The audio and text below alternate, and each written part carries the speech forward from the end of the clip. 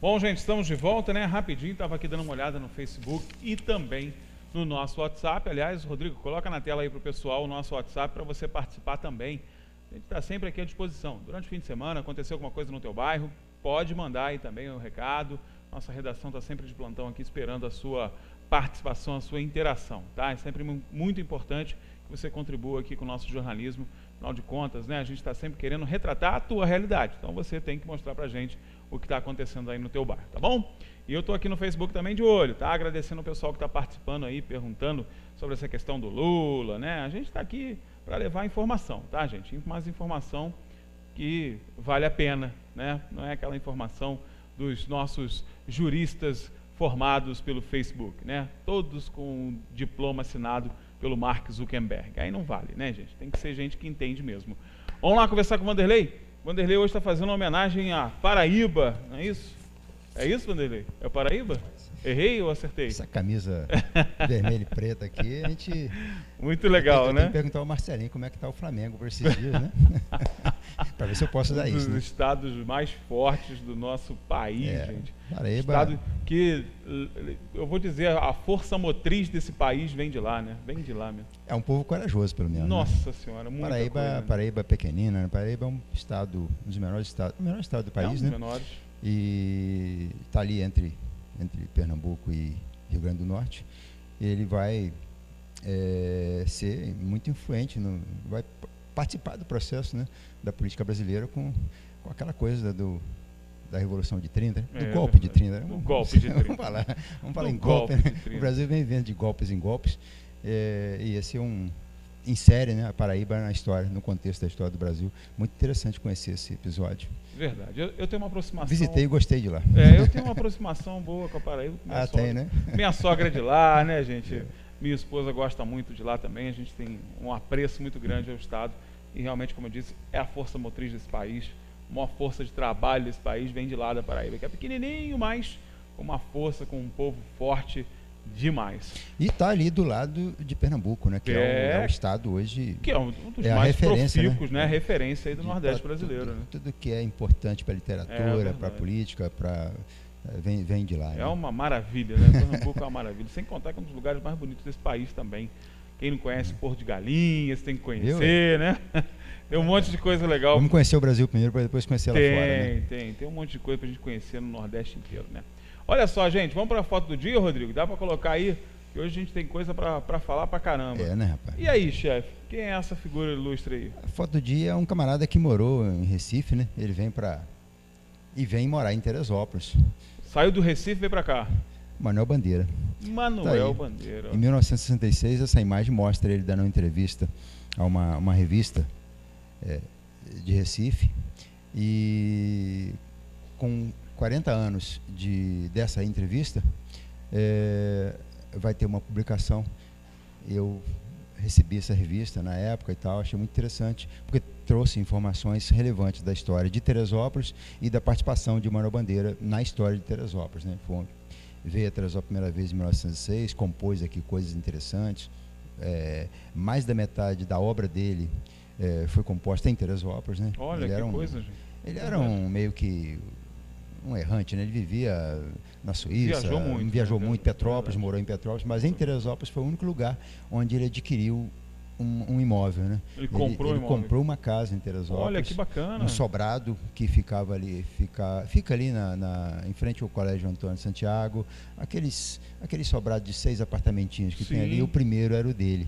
Que legal. E é muito interessante, ele revela nessa entrevista que essa casa ele comprou porque ele, como a esposa dele era bem mais nova e estava mais ativa que ele é doentado, ele disse que comprou essa casa para que ela pudesse aproveitar da casa de chá inglês que havia ao lado, onde é o Clube do Cavalo, onde a rádio hoje era um clube, né? Era um clube de chá. Era uma casa de chá inglesa, que depois vai virar o Clube do Cavalo, então passou por várias... E não há registro disso, eu não encontrei nenhum registro disso. E aí na imagem está ali o Manuel Bandeira na janelinha da sua casa. curiosamente, essa janela é dos 6 sobrados, a única que ainda está em madeira. Ela está lá ainda em madeira? Ela está lá ainda, que né? legal, então ela gente. fala das flores que ele mantinha, que ele mesmo cultivava no pequeno jardim que havia nesse sobrado. É um sítio histórico muito interessante da história de Teresópolis.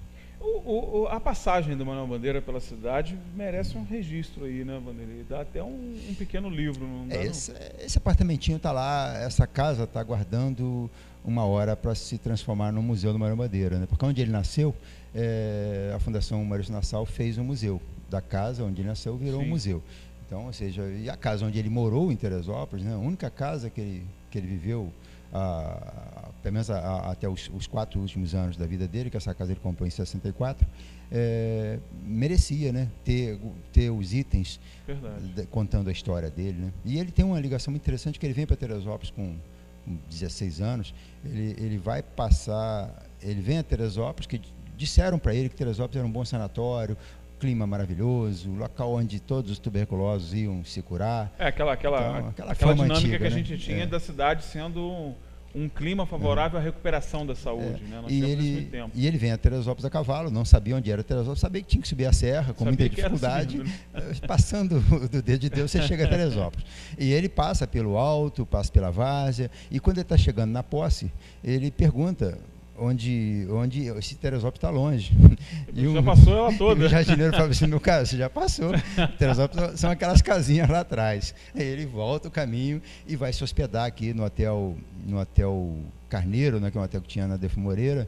E na primeira noite ele já tem problema, porque ele está tossindo muito e as pessoas que estavam no hotel reclamam que ninguém gostava nesses hotéis de deixar a família junto com os tuberculosos. Os tuberculosos, assim, meio que era um doente que podia transmitir doença. Então ele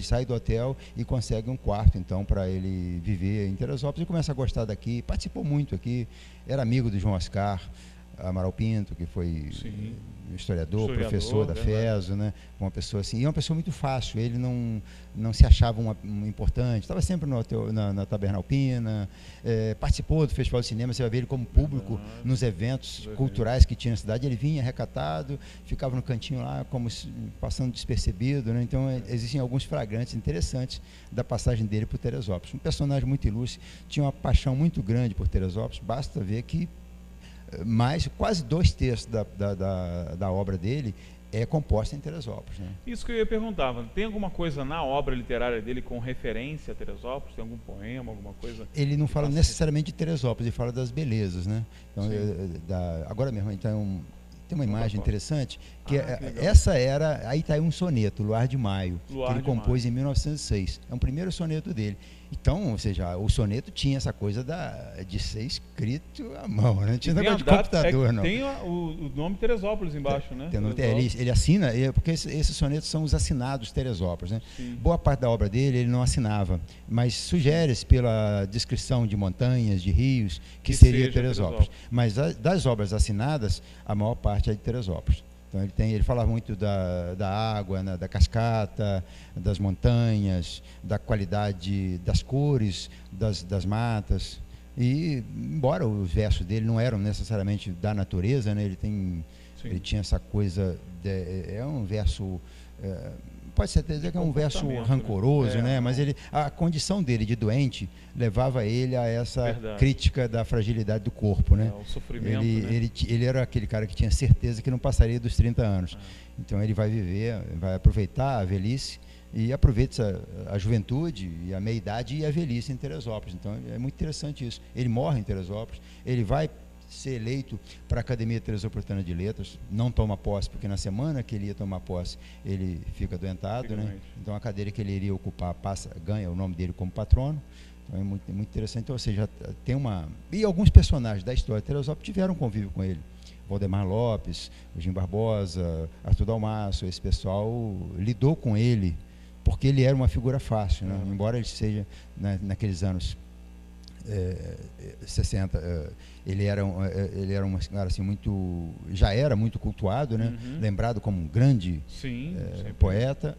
Ele vai ter essa relação com a cidade. E a imprensa na época, Vanderlei, que eu sei que você acompanha muito a questão da produção da nossa imprensa. A imprensa assediava muito ele, a gente tinha muito material da imprensa local com ele, entrevista, ou ele era meio arredio a isso? Ele era arredio a isso. Ele não tem, você não vai encontrar nada. Eu vou ver. Poeta geralmente não gosta de imprensa, gente. Isso é fato. Né? Assim, os intelectuais conversavam com ele, mas a imprensa ele não tinha essa relação com a imprensa, não. Você não vai ver nem versos dele publicados na imprensa local. Olha que pena, tá vendo? Embora Teresópolis era também um celeiro de grandes poetas, né? Então os jornais jornais já tinham seus próprios poetas, né? Tem aqueles caras que o Rubens Tavares,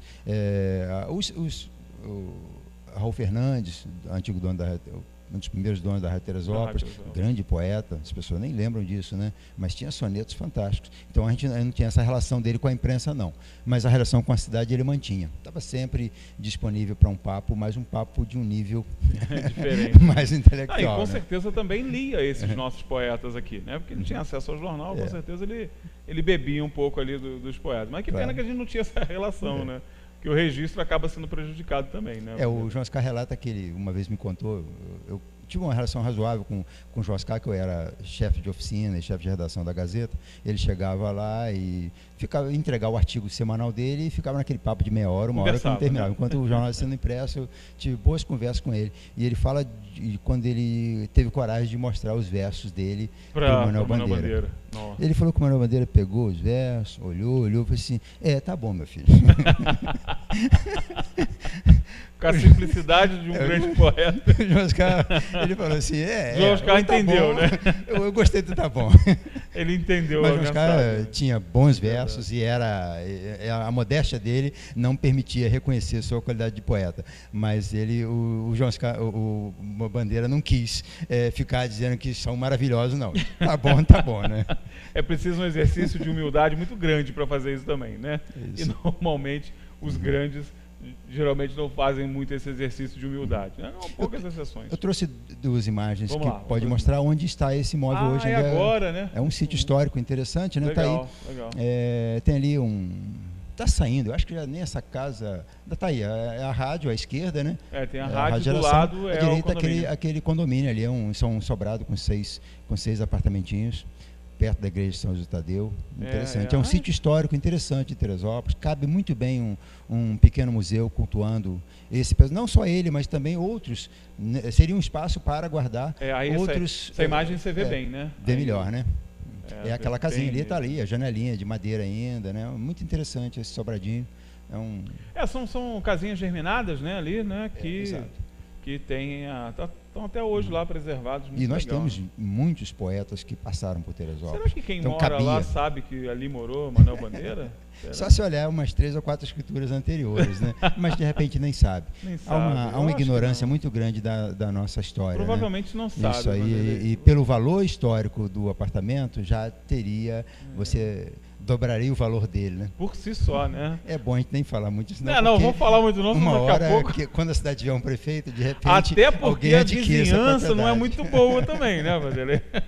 Se a gente ficar enaltecendo muito, os vizinhos do Sobrado não são dos melhores, né? Estão acostumados a dar golpe em todo mundo, né? Mas então é um sítio histórico fantástico para Teresópolis. E Teresópolis que foi casa de morada do Olegário Mariano, dos grandes poetas, né? Lúcio de Mendonça, Bastos Tigre, nos anos 10, 20, 30, isso aqui fervilhava de poetas, né? Então você de repente nem tem um espaço só para Manuel Bandeira, mas tem um espaço dos poetas que cantaram Teresópolis, verdade, né? Isso cabia muito bem, esse espaço em tranquilamente. Teresópolis, e seria um atrativo cultural e turístico muito grande para a cidade.